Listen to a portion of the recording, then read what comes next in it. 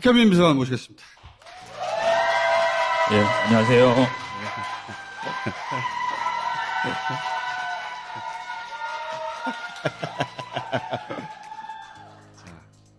공식 200회인가 봐요. 축하드립니다. 축하드립니다. 약간 서글퍼지더라고요. 나는 꼼수다 공연했던 게. 11년 전. 그쵸. 여전히 이루고 있네요.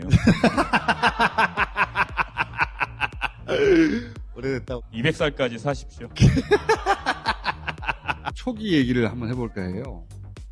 왜냐면은 이 탄핵 국면에서 대통령이 돼가지고 당선자 신문이라는 게 없었어요. 당선된 다음날 침해해버렸으니까. 그래서 모든 게 정신없이 돌아갔잖아, 초반에. 그때 이야기를 좀 해봤으면 좋겠어요. 청와대라는 데에 딱 들어갔는데 전임 대통령이 그렇게 황망하게 나가버렸잖아요. 사실 한 3, 4개월 동안 일을 아무것도 안 한 거예요. 무슨 제대로 된 인수인계를 전혀 못 받았기 때문에 심지어는 어디가 어딘지를 모르는 거예요. 그래서 뭐 길 찾고 다니고 약도 그리고 약도를요?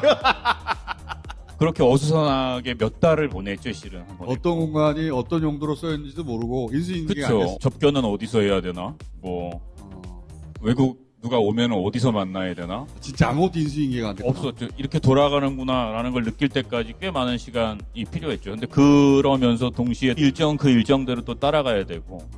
그래서 다들 좀 정말 멘붕이 왔고. 그때는 진짜 퇴근 시간이 보통 뭐 한 새벽 2시, 3시 이랬어요. 그때만 하더라도 청와대 앞길을 통제를 했었어요, 밤에. 일몰 시간 이후에는 청와대 앞에 개미새끼 한 마리 못 다니는 거예요. 그러면 새벽 2시쯤 이렇게 나와서 집에 이렇게 가다 보면 나는 지금 뭘 하고 있는 거지? 여기는 어디인가? 나는 누구인가? 여기 청와대라는데. 청와대가 이런 데인가. 저도 길을 몇 번 잊어버렸어요. 그러니까 관저를 처음 이제 올라가야 되는데 관저 가는 길이 몇 개가 있거든요. 근데 계속 그 뒤에 숲에서 헤매고 뭐 그랬던 적도 있었어요. 지금은 이제 아니까 그 공간감이 딱 생기니까 알게 되는데 그때는 정말 이게 산자락 아래 어디에 뭐가 붙어 있는지를 모르니까 그래서 무슨 회의실에서 만나자 그러면 아는 사람이 몇 명 없고 회의가 제때 시작이 안 되는 거예요. 그래서 진짜 약도를 그렸구나. 예, 서로 너 어디 있냐 그러고 대통령이 원래는 본관 집무실 그러니까 우리가 보통 뉴스 나오면은 뒤에 금장 봉황판이 새겨 있는 거기에서 집무를 하시는 게 아니라 비서들이 일하는 방에서 같이 일하겠다 해서 여민관이라는 곳으로 집무실을 옮기셨거든요. 그 여민관 앞에 그 조그만 벤치가 있어요. 나무가 한 그루 큰 게 있고 그래서 우리끼리는 그거를 센트럴 파크라고 불렀는데 인수인계 안 받았으니까 거길 뭐라 부르는지를 모르겠고 갖다 붙이는 거구나. 네, 그리고 제가 많이 붙이긴 하는데 2시에 센트럴 파크에 만나서 뭐 어디로 가자. 우리끼리는 괜찮은데 외부인을 불러서 하는 회의 때는 좀 창피한 거예요 이게. 센트럴파크. 그런 명칭 뭐가 있어 또? 위에 이렇게 올라가면 토끼들을 사육하는 데가 있어요. 강아지들도 이제 거기서 관리하고 그러는 이제 일종의 사육동 같은 게 있는데 거기를 이제 그 에버랜드라고 불렀죠. 거기서 봐 그럼 에버랜드. 그렇죠. 이제 점심 먹고 이제 한 번씩 올라가고 임기 초만 해도 전임 정부가 정해놓은 기준대로 움직였으니까 처음에는. 거기서 일을 하고 있는데도 외곽 경호를 맡고 있는 부대나 이제 그 경비하시는 경찰분들이 제지를 하잖아요. 모르니까 저 여기서 일하는데요. 그러면 한참 이렇게 보고 지나가도 되나요? 지나가도 되나요? 나 여기서 일하는데. 네. 그리고 대통령님이 갑자기 되게 어려워졌죠. 그러니까 어제까지만 해도 거의 살 부딪히면서 막 하나의 목표를 향해서 막 운동을 했었는데 자고 일어났더니 대통령이 돼 있는 거예요. 알만한 선배가 저한테 그 얘기를 하더라고요. 야, 너 이제 대통령이야. 네가 알던 사람 아니야. 그 말이 되게 팡 하고 오더라고요. 이제 대통령이구나. 점점 더 혼잣말을 하게 되고. 전에는 뭐 밥 먹자 그러면 좋아요. 저는 소고기 뭐 이랬는데 밥 먹자 그러면 무섭고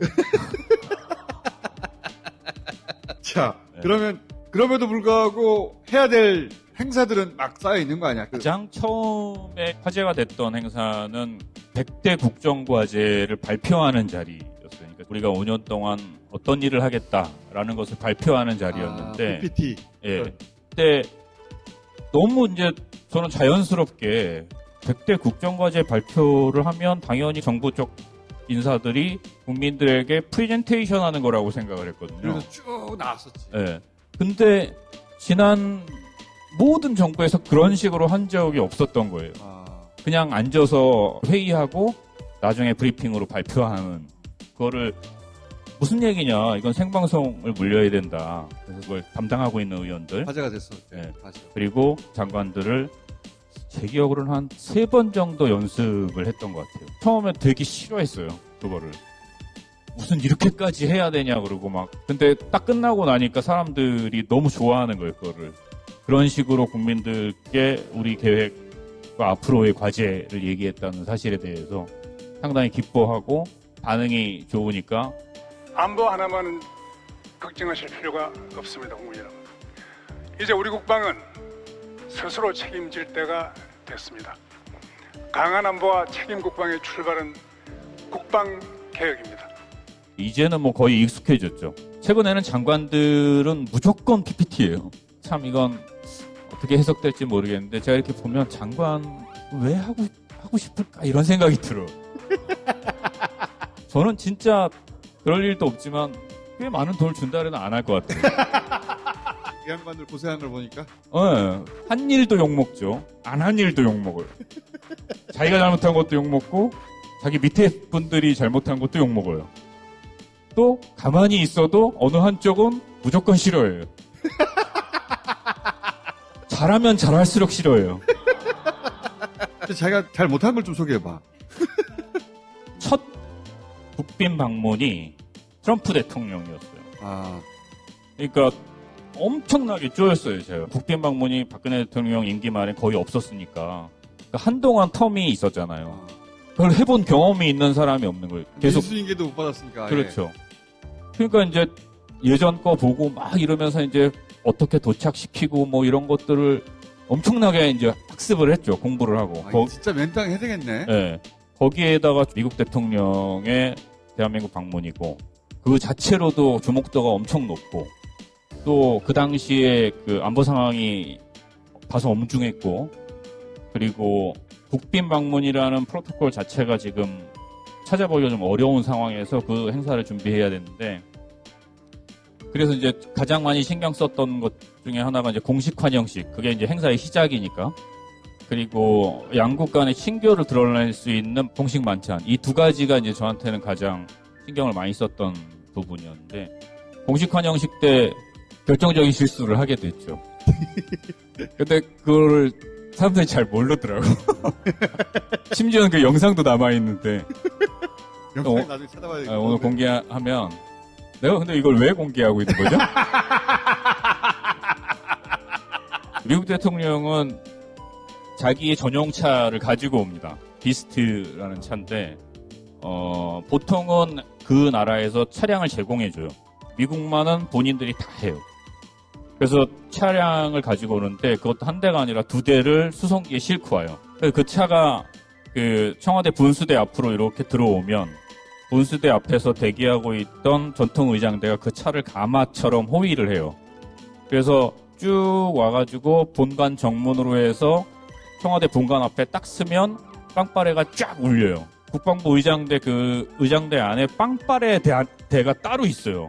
그러니까 이 친구들은 빵빠레만 하는 거예요. 근데 한 1년을 안 한 거지 이제. 그래서 제가 이제 처음 들으러 갔는데 엄청나게 많은 연습이 필요하겠더라고요. 상태가. 연습을 되게 열심히 많이 해서 이제 당일날 이제 쭉 일렬로 세워놓고 준비가 다 끝났어. 차량이 딱 들어와서 이제 풍악을 울리면서 청와대 본관으로 가고 있는데 이제 빵빠레를 시작해야 되는 시점에 제가 사인을 주기로 했거든요. 지금부터 빵빠레 해라. 그렇죠. 손을 이렇게 올리면 빵빠레를 하라고 했는데 차가 이렇게 들어오고 그 시점이 딱 돼서 제가 손을 딱 들었어요. 당연히 이제 그 빵빠레 대장이 정말 너무너무 큰 몸짓과 열정을 담아서 빵빠레를 막 울리기 시작하는 거예요. 근데 차가 2대인데 뒷차에 타고 있었던 거예요. 순간 그걸 깨닫고 모든 방송이 전부 생방송으로 하고 있고. 그래서 아니라고 하니까 이 사람 날 딱 보더니 더 막 열심히 넋이 나가서 그 빵빠레 대장 옆에 딱 갔더니 이미 이분도 혼이 나갔어요. 그래서 날 이렇게 쳐다보고 말도 못하고. 그래서 내가 대장님 오늘 제대하셔야 될 것 같아요.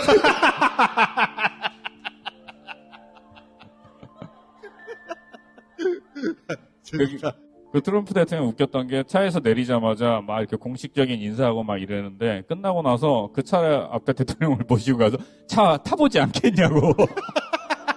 타보지 않겠냐고. 차 자랑을 한참 하는 거예요. 또 대통령이 그럼 타볼까요? 그럴 리가 없잖아.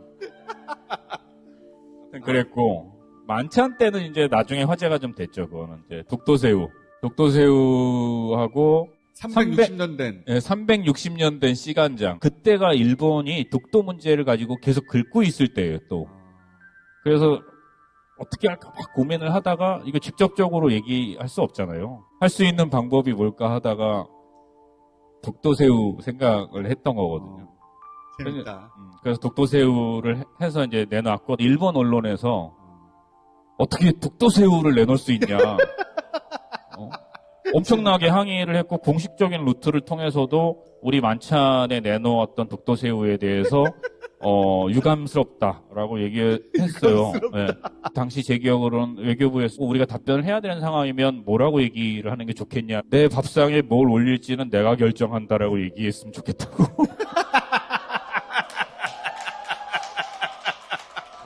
웃기다, 독도새우. 진짜 웃긴 거는 그게 아니라 그 다음에 제 기억이 맞다면 중앙일보였어요. 중앙일보에서 어떤 업자가 인터뷰를 한 거예요. 자기가 독도새우를 서울에 납품하는 유일한 사람인데 우리 새우를 쓴 거다.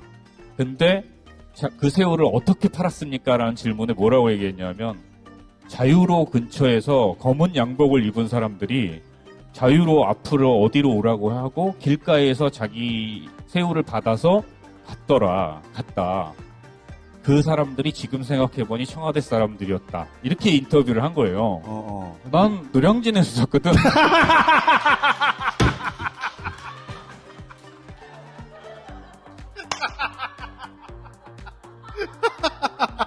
아니 뭐 그 정도야?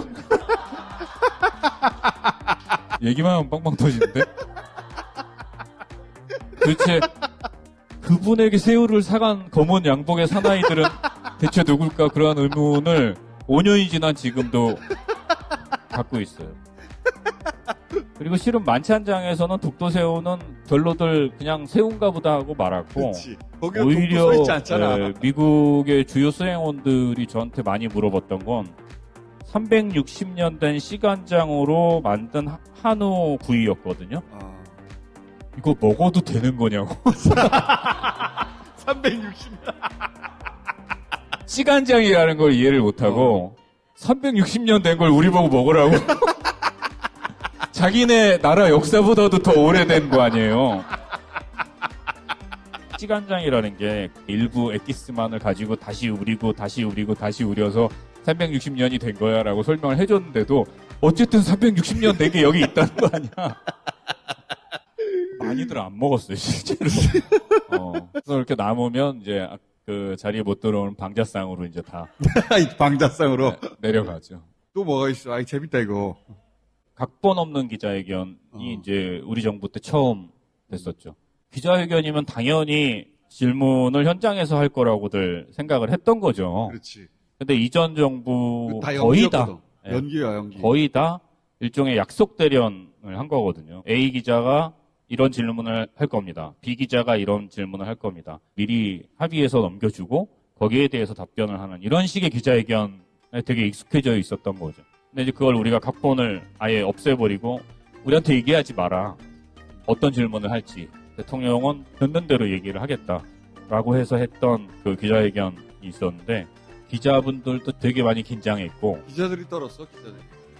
그거 아마 내 그분한테 너무 미안해서 나 그분 좋아합니다. 좋아하는데 첫 질문을 했던 그 기자 한 분이 진짜 손을 맞아.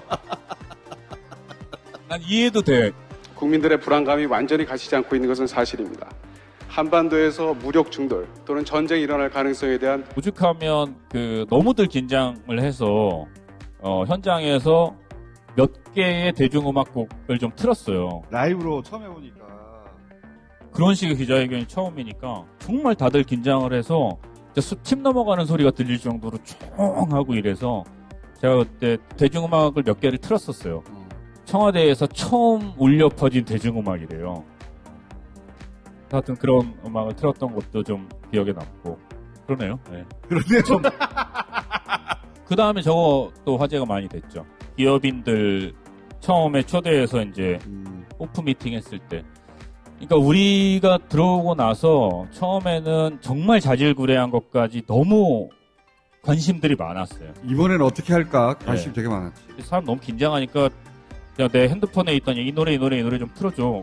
그랬는데 그 중에 뭐 어떤 곡은 뭐 대통령의 무슨 의중을 반영한 거고 뭐 이적 씨가 리메이크했던 전인권 씨가 불렀던 걱정 말아요 그대는 뭐 국민들을 향한 메시지였다 뭐 이렇게 해서 그냥 휴대폰에 있는 거였는데. 네 그렇죠. 그래서 음식 하나 내놓는 것도 신경을 안 쓸 수가 없는 거예요. 때가 아주 좀 더운 여름이어서 청와대 바깥에 잔디밭에서 생맥주를 한 잔씩 마시는 걸로 하자.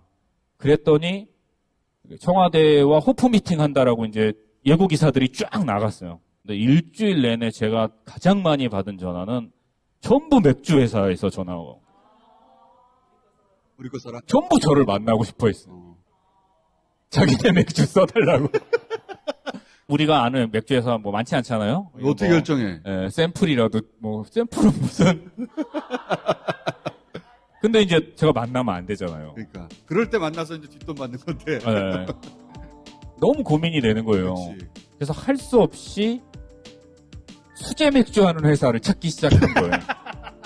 그 회사를 불러가지고 수제 맥주를 나눠줬고 직접 따라서 먹게 그랬던 적이 있었고 그 회사가 최근에는 되게 잘 됐더라고요. 그걸 이제 자기들이 마케팅에 썼겠지. 그럼 맥주. 솔직히 가만히 있다가 그냥 그런 기회를 얻은 거네. 되게 당황하더라고요. 사장님이 저한테 그래서 살다가 보니 이런 일도 있군요. 이렇게 얘기했을 정도로 그 회사 진짜 되게 어려웠었는데 중소기업 잘 됐던 것 같아서 기쁘게 생각하고 있어요. 한 번은 노동계 오찬이 있었어요. 한국노총, 민주노총 뭐 이렇게 다 불러가지고 이제 밥을 먹는 자리였는데 민주노총이 참석을 안 했어요. 음식을 뭘 내놔야 되나 고민을 하다가 제가 전순옥 의원한테 전화를 했어요. 그러니까 전태일 열사의 누이 전화를 해서 혹시 전태일 열사가 좋아했던 음식이 있냐 그랬더니 콩나물밥을 좋아하셨다 그러더라고요. 그래서 콩나물밥을 내놓고 전어를 구워서 내놨어요. 전어가 무슨 뜻이야 그러면? 거기서. 집 나간 며느리도 돌아온다는. 거기에 다 그렇게 의미를 담는구나. 그럼요. 그런 거 되게 신경을 많이 써야 돼요. 지난번에 왜 해외 갔을 때 작은 선물도 주고 그런다고 그랬잖아. 네. 거꾸로 우리한테 왔을 때 선물을 어떻게 정하는 거야?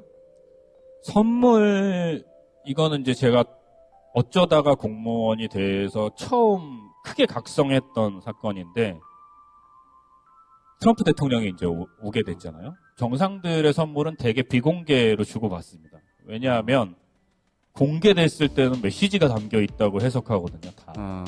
그러니까 무척 복잡해져요. 그럼에도 불구하고 거기에 어떤 선물을 할지는 무척 고민스럽죠. 근데 임기 초에 이제 제가 이렇게 앉아 있는데 갑자기 그 문체부에서 연락이 와서 선물 자문회의를 한다는 거예요. 선물 자문회의. 꼭 오셔야 된다는 거예요. 그래서 그런 걸 제가 꼭 가야 되나요? 그랬더니 역대까지는 제가 맡은 역할을 했던 분들이 오셨다는 거예요. 선물 자문회의. 또 안 갈 수가 없어서 이제 갔어요. 갔는데 한 20명이 이렇게 앉아 있는 거예요. 각 부처에서 다 왔어요. 야, 웃기다 이거. 외교부, 문체부 밑에 뭐 저기 공예를 담당하는 그 산하 외청까지 학예사들 뭐 다. 뭐 이걸 이렇게까지 해야 되는 회의인가? 이런 생각이 들었죠. 정부 관련 부처 그 담당자들이 다 온다는 거지. 그렇죠. 한꺼번에. 네. 심지어는 경호처도 와요. 어. 도대체 왜 이 사람들이 다 모여서? 경호처하고 선물하고 무슨 상관이 있다고? 그러니까요. 그래서 처음에는 되게 짜증이 나는 거예요, 돼요. 왜냐하면 나도 그때까지만 해도 민간인 정서가 남아 있었으니까 이런 게 다 허례 허식이야. 이런 생각을. 공무원 회의는 정해져 있거든요, 순서가. 제일 먼저 그 회의를 주재하는 사람의 한마디가 있어야 돼요. 그 다음에 안건을 논의하고 다시 맨 끝에 한마디를 해요. 이게 기본 루틴이야. 말씀하시래요. 그래서 잘 됐다 이놈들. 지금 했던 얘기 거의 그대로 했어요. 이런 불필요한 회의에 여러분과 저 같은 그 실무자들이 시간을 뺏겨서는 안 된다. 공개되는 것도 아니고 비공개되는 선물에 이렇게 행정력이 낭비돼서야 되겠냐. 그리고 막 열변을 토하고 일단 모였으니까 빨리 하고 끝내죠. 그리고 딱 아주 분위기 완전 싸한 거예요. 근데 그때는 내가 장악했다고 생각했는데 지금 생각하면 에휴 저 새끼 저거 그렇지. 뭣도 모르겠어. 그러니까 아무것도 모르는 새끼가. 저거 예전 바깥에 듣던 대로 그대로네 저거. 싸가지는 없고 아는 척은 겁나 많이 하는 그렇게 생각했겠죠. 나중에 제가 반성 많이 했습니다만. 그런데 처음으로 딱 올라온 게 자 먼저 첫 번째 후보 품목입니다. 사각 보석함. 그럼 학예사가 그걸 딱 들어요. 이건 누가 만들었고 어떤 디자인이고 뭐 이런 걸 쭉 설명을 해요. 대뜸 좋은데요? 그걸로 하시죠. 이렇게 얘기를 한 거예요. 그랬더니 갑자기 외교부에서 저 색깔은 미국 쪽에서 선호하는 색깔이 아닙니다. 그 미국이 선호하는 색깔이 있나요? 그랬더니 기본적으로는 국기 색깔과 관련되어 있는 색깔을 선호하고 여태까지 대부분의 선물들은 그 범주 안에서 만들어졌었고 그렇게 얘기를 해요. 그랬더니 조금 이따 공예청에서 누군가가 또 일어나더니 그거는 부시 대통령 때 똑같은 디자인이 한번 선물된 적이 있다. 이렇게 각각이 다 나름의 이유가 있는 거예요. 그리고 맨 끝에 경호처가 그걸 운반하고 이럴 때 좀 위험할 것 같다. 그러면 여기에 뭐 뭘 어떻게 대야 되고 그 다음에 파손됐을 때 뭐 파편이 튈 것 같다까지 그런 것까지도 다 각자가 맡은 영역에서 나름의 이유들이 분명히 있는 걸 가지고 논의를 하더라고요. 심지어는 그 디자인을 해석할 때 이게 유골이 담기는 유골함의 디자인과 유사해서 안 된다까지도 찾아내더라고요. 그 얘기를 듣고 있으니까 내가 틀리고 이 사람들이 맞았던 것 같아요. 바보 된 거 아니야. 네. 그래서 이제 마무리를 어떻게 해야 되나. 다 듣고 났더니 맞는 말이야. 그 회의에 참석했던 분들 아마 기억하실 것 같은데 제가 잘못했습니다. 제가 생각이 짧았고 다른 건 몰라도 선물 자문회의는 매번 했으면 좋겠습니다. 공무원 조직이 바깥에서 보면 낭비도 많고 허례도 많고 괜히 하는 것도 많고 저거 뭐하러 해 이런 것도 참 많아 보였어요. 저는 바깥에 있을 때 특히나 뭐 회의 같은 거 저걸 뭐하러 하지? 근데 때로는 그게 다 어떤 의결을 해야 되고 과정으로서 필요하고 근거를 남기기 위해서도 필요해요. 순방을 가면 제 역할을 하는 사람이 제가 있잖아요. 저를 대신할 사람이 하나 있어요. 그리고 그 사람을 대신할 사람도 하나 있어요. 어떻게 될지 모르니까. 네. 근데 처음엔 그게 너무 이해가 안 가는 거예요. 내가 하면 되는데 왜 이렇게까지 낭비를 하면서 일을 해야 돼? 라고 생각했는데 제가 문제가 생기고 그 다음 사람이 문제가 생기면 전체적으로 상대 국가에 대한 예의가 아니게 될 수도 있고 또 다른 문제를 야기시킬 수도 있는 거예요. 공무원 조직은 효율로 움직여서는 안 된다고 생각하게 됐어요. 공적 업무에서 효율을 따지는 건 일견 되게 타당해 보일지 모르지만 절대 그렇지 않은 부분이 있는 것 같아요. 5년 해보니까. 많이- 세상이라는 게 언제든 돌발 사태가 생기니까. 그렇죠. 예. 대통령이 탄 차가 뭐하러 타지도 않은 2번, 3번, 4번 차가 왜 있어요? 문제가 없을 때는 다 낭비로 보이지만 그러나 어떤 상황이 발생했을 때는 그런 조치들이 결과를 완전히 바꿔놓게 될 수 있고 그렇지. 그런 경험을 좀 하게 됐죠. 물론 그럼에도 불구하고 좀 고쳐야 될 부분들도 많이 있어요. 그래서 실제로도 많이 고치기도 했고 시주 갈 거니까 오늘 하나만 더 하고 갑시다, 그러면. 여기서 첫 해는 2017년 5월부터 2018년 5월까지예요. 그 첫 해를 되돌아보면 제일 큰 행사는 평창이었거든. 평창이었죠. 네. 진짜 대단하고 놀라웠던 거는 김여정, 김영남 두 분이 평창올림픽에 참석했던 거예요. 그리고 청와대도 왔지. 네, 들어왔죠. 대단한 이벤트지, 그거. 그거는 진짜 저도 하루 전에 얘기를 들어서 그 하루 사이에 청와대 방문 일정을 준비하느라고 고생을 좀 했죠. 야, 그 얘기 근데 그거는 아마 남북 정상회담 얘기랑 엮어서 하시는 게 훨씬 좋을 것 같은데요. 관함식이라는 행사가 있었어요. 일본하고 계속 안 좋았어요, 우리가. 그때도. 관함식이라는 행사는 뭐냐면 해상사열을 하는 행사였는데 우리나라가 국제 관함식을 유치하게 됐고 그 관함식을 제주도에서 하게 됐는데 일본이 우길 승천기를 달고 온다는 거예요. 난리가 났었어요. 근데 그게 해군기란 말이에요. 우길 승천기라는 게. 규정상 국기와 군기를 걸게 돼 있거든요, 배는. 그러니 우리가 그걸 내리라고 했을 때 다른 나라들도 우리 쪽에 크게 동조를 안 해줬었어요. 그렇지. 예. 그러나 우리 입장에서는 분명히 부정적인 상징이 있기 때문에 뭔가 조치를 취해야 되고, 근데 딱히 답은 없고, 그래서 제가 그때 막 고민을 하다가 이순신 장군과 관련한 책을 계속 읽고 있었어요. 뭐가 없을까 하다가. 근데 장수 숫자를 쓴 수작이라는 기가 있어요. 총사령관을 상징하는 깃발이에요. 그래서 이거다. 일본이 우길 승천기를 타는 그 자리에 해당하는 그 위치에 우리는 그 이순신 장군 깃발을 걸었어요. 걸고 그 다음에 왼쪽에는 우린 길을 하나 더 걸 수가 있었거든요. 우리 배는 좀 커서 하나의 데니 태극기라고 고종이 외교 고문인 데니에게, 그러니까 우리나라의 첫 태극기인 거예요. 그 길을 같이 걸어버렸어요. 그리고 속으로 와라. 왜냐하면 관함식이라는 거는 우리 대통령이 좌승함이라고 해서 사령함에 딱 서 있고 전 세계 국가의 군함들이 그 앞을 지나가면서 경례를 해야 돼요.